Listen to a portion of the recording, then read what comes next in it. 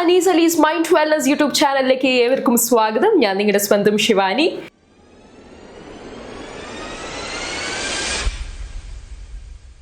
അപ്പോൾ ഡോക്ടർ അറിഞ്ഞിട്ടുണ്ടാവും, നമ്മളെല്ലാ നാട് മൊത്തം ആഘോഷത്തിലാണ്. ബഹിരാകാശത്ത് പോയവരൊക്കെ തിരിച്ചെത്തിയിട്ടുണ്ട്. ഒരാഴ്ചയ്ക്ക് വേണ്ടി പോയതാണെങ്കിലും മാസങ്ങളൊക്കെ കഴിഞ്ഞ്, ഒരുപാട് മാസങ്ങൾ കഴിഞ്ഞിട്ടാണ് തിരിച്ചെത്തിയത്. അപ്പോൾ നമ്മുടെ നാട്ടിലുള്ള ആളുകൾ ഇപ്പം നാട് വിട്ട് പുറമെ ഒരു നാട്ടിലേക്ക് പോയാലും അല്ലെങ്കിൽ ഒരു വീട്ടിൽ തന്നെ ഒറ്റയ്ക്ക് നിൽക്കുകയാണെങ്കിൽ കൂടി ഒരു ഏകാന്തത അനുഭവിക്കുന്നുണ്ട്. അപ്പോൾ അത്രയും ഒരാഴ്ചയ്ക്ക് വേണ്ടി പോയിട്ട് മാസങ്ങളോളം അവിടെ നിൽക്കുന്ന അവർ എത്രമാത്രം ഏകാന്തത അനുഭവിച്ചിട്ടുണ്ടാവും, എന്താണ് അവരുടെ മെൻ്റൽ കണ്ടീഷൻ എങ്ങനെയായിരിക്കും എന്നാണ് ഡോക്ടർക്ക് തോന്നുന്നത് തിരിച്ചെത്തിയ അവരുടെ? തീർച്ചയായിട്ടും ഇതിൽ ഏറ്റവും പ്രധാനം നമ്മളെ മൈൻഡ് സെറ്റാണ്. ഇപ്പം ഇത്തരം കാര്യങ്ങൾക്കുള്ളൊരു സാഹസികമായിട്ടുള്ളൊരു കാര്യങ്ങൾക്ക് മുന്നിട്ടിറങ്ങുമ്പോൾ എല്ലാവർക്കും സാധിക്കുന്ന ഒരു സംഭവമല്ല, നമുക്കൊക്കെ അറിയാം. അത്രയും അധികം ഒരു മൈൻഡ് കപ്പാസിറ്റി ഉള്ള സ്ട്രെങ്തൻ ഉള്ള ആളുകൾ തന്നെ ഇതൊക്കെ ചൂസ് ചെയ്യും.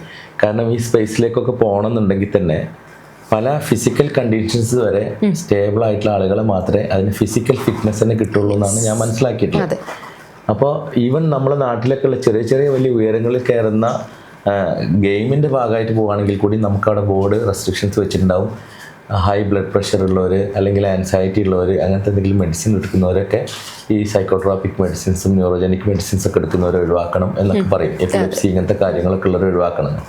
അതിപ്പോൾ സാധാരണ നമ്മളെ നാട്ടിൻപുറത്ത് കാണുന്ന ഒരു പല ഗെയിമുകൾക്ക് വരെ അങ്ങനെ കാണാം. അപ്പോൾ ഇത്തരത്തിലുള്ള കാര്യങ്ങൾ നമുക്ക് ഉറപ്പാണല്ലോ, ആ ഫിറ്റ്നസ് ഇല്ലാതെ പറ്റില്ല എന്നല്ലോ.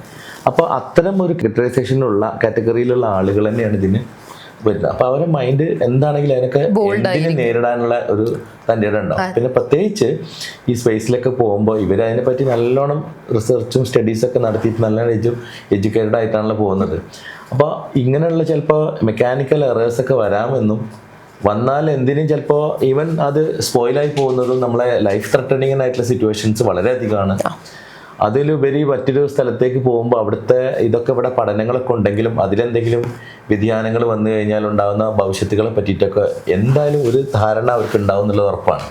അപ്പോൾ കുറേയൊക്കെ ഒരു മെൻ്റലി പ്രിപ്പയർഡ് ആയിട്ടാണ് അവർ പോകുന്നത്. ഇപ്പോൾ ടോട്ടലി നമുക്ക് നെക്സ്റ്റ് വീക്ക് കഴിഞ്ഞിട്ട് ഇങ്ങോട്ട് പോരാൻ പറ്റിയില്ലെങ്കിൽ അത് ഇത്ര മാസങ്ങളാവുന്നൊന്നും അപ്പോൾ അവരുടെ മൈൻഡിൽ കാൽക്കുലേഷൻ ഇല്ലെങ്കിലും ചിലപ്പോൾ ഇതൊക്കെ വരാം, എന്ത് സംഭവിക്കാം എന്നുള്ളൊരു മൈൻഡ് സെറ്റ് സ്വാഭാവികമായിട്ട് അവരിൽ ഉണ്ടാവാതിരിക്കില്ല. കാരണം അങ്ങനത്തെ ഒരു സംഭവത്തിലേക്ക് പോകുന്നതുകൊണ്ട്, അങ്ങനെ എല്ലാവർക്കും എളുപ്പത്തിൽ എത്തിപ്പെടാൻ പറ്റുന്ന ഒരു മേഖല ഇല്ലാത്തതുകൊണ്ട്.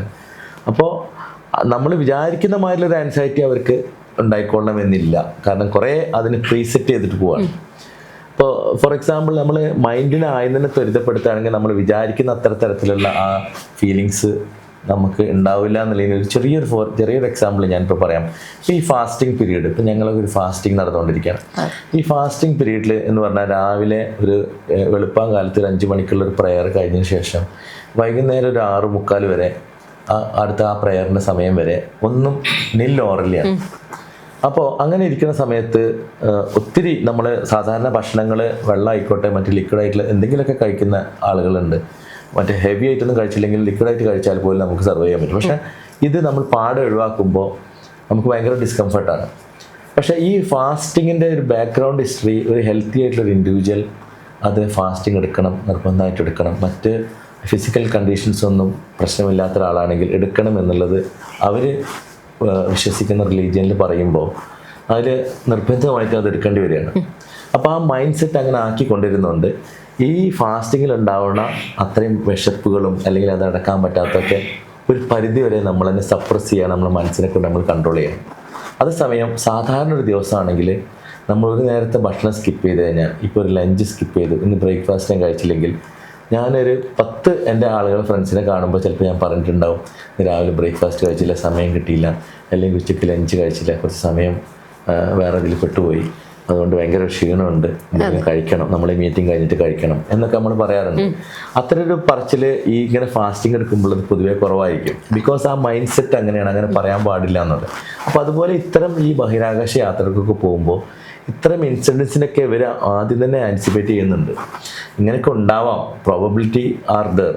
അപ്പം അതുകൊണ്ട് അത്തരത്തിലുള്ള നമ്മൾ വിചാരിക്കുന്ന മാതിരിയുള്ളൊരു തിരിച്ചുള്ളൊരു ആൻസൈറ്റിയും പ്രശ്നങ്ങളും അവർക്ക് ഉണ്ടാവില്ല. പിന്നെ ഓഫ് കോഴ്സ് ഡെഫിനറ്റ്ലി നമുക്കുണ്ടാകുന്ന കുറേ ആദികളൊക്കെ മനുഷ്യ സഹജമായിട്ട് ഉണ്ടാവേണ്ടതുണ്ടാകും. അത് അവർ മേക്കപ്പ് ചെയ്യാനുള്ളൊരു കറേജിയസ് ബാക്ക്ഗ്രൗണ്ട് അവർക്കുള്ളതുകൊണ്ട് തന്നെയാണ് ഇതൊക്കെ ചൂസ് ചെയ്തിരിക്കുന്നത്. പിന്നെ ഇപ്പോഴത്തെ ഈ കാലഘട്ടത്തിൻ്റെ ആധുനീകരണം കൊണ്ട് തന്നെ നമുക്ക് ഇവരായിട്ടൊക്കെ കോണ്ടാക്ട് ചെയ്യാനും ഫാമിലിയായിട്ടൊക്കെ ബന്ധപ്പെടാനുള്ള സാഹചര്യമുണ്ട്. പക്ഷെ നമുക്ക് എത്തിപ്പെടാൻ കഴിയുന്നില്ല എന്നുള്ളത്. അപ്പോൾ സ്വാഭാവികമായിട്ടും അങ്ങനെ അതിലേക്ക് ഇൻവോൾവ് ആയിട്ട് അവർ അതിൽ തന്നെ എൻജോയ് ചെയ്ത് ലൈഫ് ഇങ്ങനെ എൻജോയ് ചെയ്ത് പോകുമ്പോൾ നമ്മൾ വിചാരിക്കുന്ന മാതിരി അത്ര തീവ്രത ഉണ്ടാവില്ല. എന്നാലും കുറേയൊക്കെ ലിമിറ്റേഷൻസ് ഉണ്ട്. അതിനനുസരിച്ച് പിന്നെ അഡോപ്റ്റ് ചെയ്ത് ജീവിക്കും. ഇപ്പോൾ അവരിവിടെ വന്ന് തിരിച്ചു വന്നു കഴിഞ്ഞാലും അവരെ നോർമൽ ക്രൗഡിലേക്ക് വിടാൻ വേണ്ടി കുറച്ച് സമയം എടുക്കുമെന്നാണല്ലോ പറയുന്നത്.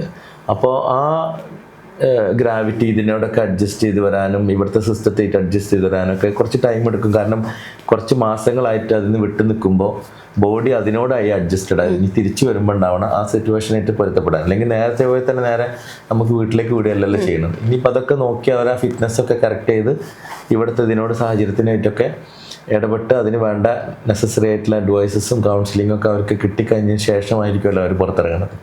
അപ്പോൾ നമ്മൾ വിചാരിക്കുന്ന മാതിരി പ്രശ്നമൊന്നുമില്ല. എന്തായാലും അതിലുപരി അവർക്ക് കിട്ടുന്ന ഈ എൻകറേജ്മെൻറ്റ്സ്, വേൾഡ് മൊത്തം അവരെ കാണുന്ന ആ കാഴ്ചപ്പാട്, അതിൽ പിന്നെ അവരെ കണ്ടെത്തി അവരെ ആ ലീഡർഷിപ്പ് പത്രങ്ങളിലും മറ്റുള്ളതിലൊക്കെ വരുന്നതും അവരെ പ്രോത്സാഹിപ്പിച്ചിരുന്നു, അതൊക്കെ ലൈഫിൽ എല്ലാവർക്കും നേടിയെടുക്കാൻ പറ്റുന്നൊരു കാര്യമില്ല. അപ്പോൾ അതൊക്കെ കാണുമ്പോൾ തന്നെ അവരുടെ എത്ര പെയിൻ ഉണ്ടെങ്കിലും അതിന് കുറേ റിലീഫ് കിട്ടുമെന്നാണ് ഞാനൊക്കെ വിശ്വസിക്കുന്നത്. കാരണം നമുക്ക് അത്രയും നമ്മൾ വിചാരിക്കാത്ത അത്രയും ഒരു ക്രൗഡിൻ്റെ അടുത്ത് നിന്നുള്ള അപ്രിസിയേഷൻസും പ്രേയേഴ്സും കാര്യങ്ങളൊക്കെ കിട്ടുമ്പോൾ ഈവൻ ഹോൾ വേൾഡ് തന്നെ അതിനെ കണ്ടു, ഒരു രാജ്യം സെപ്പറേറ്റ് ആയിട്ടല്ലാതെ തന്നെ കാണുമ്പോൾ അതിൽ കിട്ടുന്ന ആ ഒരു അനുഭൂതി ഉണ്ടല്ലോ, അതുതന്നെ അവരുടെ മറ്റുള്ള കുറേ ഫിസിക്കൽ കണ്ടീഷൻസിനെ ഇല്ലാതാക്കുകയും മുന്നോട്ട് പോകാൻ സഹായിക്കുകയും ചെയ്യും തന്നെയാണ് എനിക്ക് തോന്നുന്നത്. ഓക്കെ, അപ്പോൾ നമ്മുടെ ബഹിരാകാശ യാത്രികരൊക്കെ ശരിക്കും നമുക്കൊരു റോൾ മോഡലാണ്.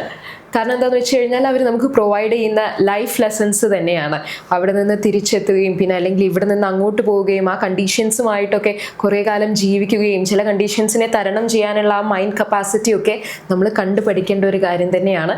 ഭാവിയിൽ നമ്മുടെ ജീവിതത്തിൽ വരാൻ പോകുന്ന പ്രശ്നങ്ങളെയൊക്കെ നേരിടാൻ സജ്ജമായിട്ടുള്ള ഒരു മനസ്സ് നമുക്ക് ഇപ്പോഴേ ഉണ്ടായിരിക്കണം എന്നൊക്കെ അവരുടെ പല അനുഭവങ്ങളിൽ നിന്നും നമുക്ക് കണ്ടുപഠിക്കാവുന്നതേ ഉള്ളൂ. അടുത്ത എപ്പിസോഡിൽ വീണ്ടും കണ്ടുമുട്ടാം. Till then, this is me Shivani signing off. Bye bye.